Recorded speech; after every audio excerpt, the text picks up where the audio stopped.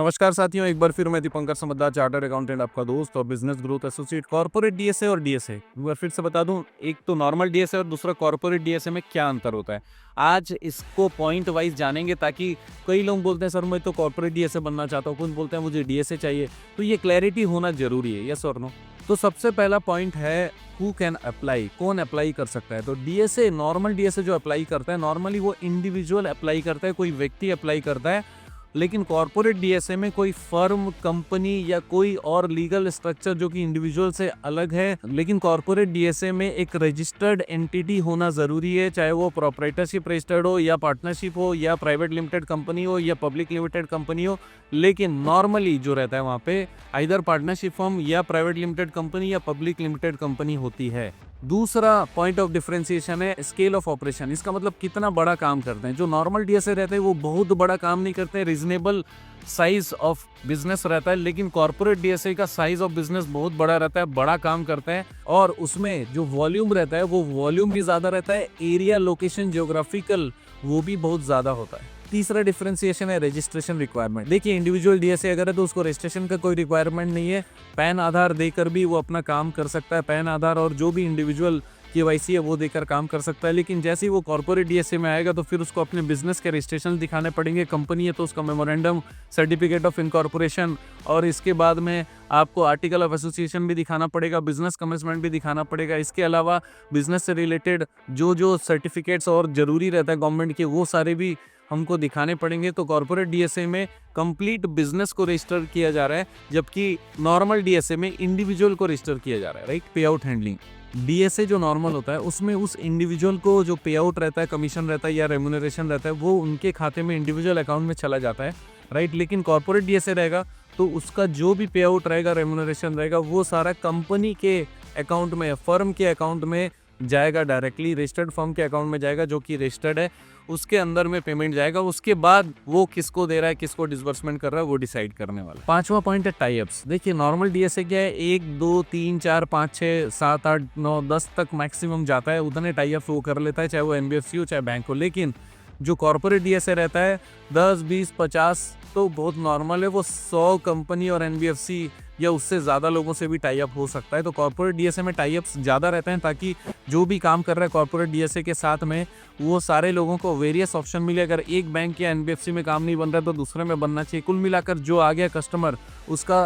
काम और फायदा तो होना ही चाहिए। नेक्स्ट पॉइंट है कंट्रोल एंड ब्रांडिंग। देखिए, जो डीएसए नॉर्मल वाला होता है ना, बैंक या एनबीएफसी के अंडर में उसका कोड आता है और वो बैंक या एनबीएफसी के लिए डायरेक्टली काम करता है, राइट।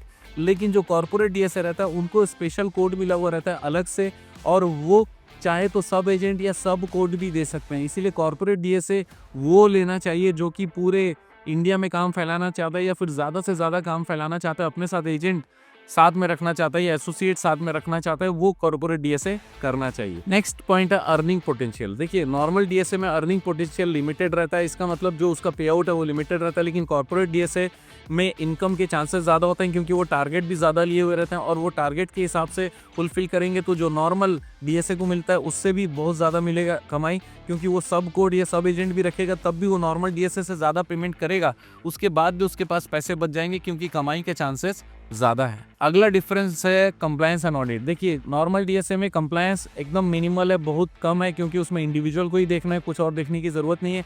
लेकिन कॉर्पोरेट डीएसए में कंप्लायंस होता है, वहाँ पर ऑडिट्स होती हैं, वहाँ पर चेक्स होते हैं कि वो सारा रूल्स रेगुलेशन फॉलो कर रहे हैं कि नहीं, उनके जितने रजिस्ट्रेशन है वो सारे रजिस्ट्रेशन अभी भी चल रहे हैं कि नहीं, जो ज़रूरी अप्रूवल्स उनके हमेशा चालू रहने चाहिए, इसका मतलब एक्टिव रहने चाहिए, वो सारे एक्टिव है कि नहीं। इसके अलावा जो बैंक या एनबीएफसी के जो रूल्स है उसके हिसाब से भी प्रॉपर चेकिंग और ऑडिट होती है किसमें, कॉर्पोरेट डीएसए में। तो नॉर्मल डीएसए मिनिमल है, कॉर्पोरेट डीएसए में अच्छी ऑडिट होती है, पूरा चेक होता है। एक एग्जांपल लेते हैं। डीएसए नॉर्मली क्या होता है कि जैसे कोई इंडिविजुअल है जो होम लोन दिला रहा है, व्हीकल लोन दिला रहा है, उस तरीके का काम करने के लिए उनके लिए अच्छा रहता है शुरुआत में।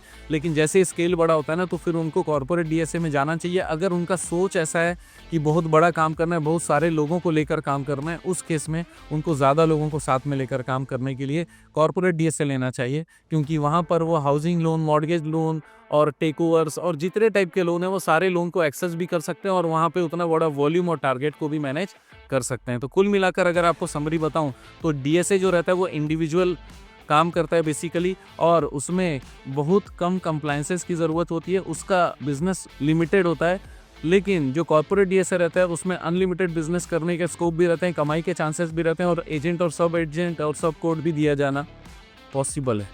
तो दोस्तों, ये हुआ डीएसए और कॉर्पोरेट डीएसए का डिफरेंस। लेकिन अगर आपको चाहिए कि मुझे कॉर्पोरेट डीएसए चाहिए और उसकी कोड चाहिए, कुछ भी आपको चाहिए, तो फिर आप हमसे संपर्क कर सकते हैं। अभी दिल्ली का हमारा प्रोग्राम भी है जिसमें हम लोग free of cost corporate DSA का कोड भी प्रोवाइड करने वाले हैं।